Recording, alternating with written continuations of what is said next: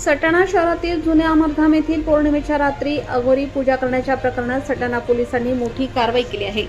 या प्रकरणातील संशयितांना ताब्यात घेण्यात आले असून संशयित पूजा विधी करणाऱ्या कथित बाबाचा शोध सुरू आहे। सटाणा शहरातील जुन्या अमरधाम येथील 30 मे पौर्णिमेच्या दिवशी मध्यरात्री कथित अघोरी पूजा करण्याचा प्रकार समोर आला। नंतर परिसरात खळबळ उडाली। या प्रकरणी सटाणा पोलीस ठाण्यात अज्ञात व्यक्तींविरोधात गुन्हा दाखल करण्यात आला होता।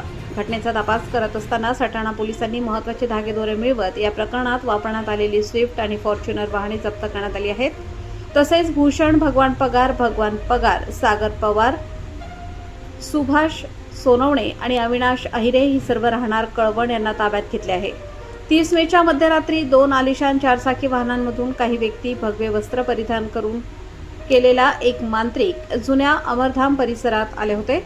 यावेळी स्मशानभूमीतील चिता जाळणाऱ्या ठिकाणी अंडे, लिंबू, उडीद, कवड्या, नारळ, पुष्पकुंक व आदी इत्यादी साहित्यांचा वापर करत पूजा करण्यात आल्याचे निष्पन्न झाले आहे। विशेष म्हणजे पूर्ण घटनेचे चित्र परिसरातील सीसीटीव्ही कॅमेऱ्यामध्ये कैद झाले आहे।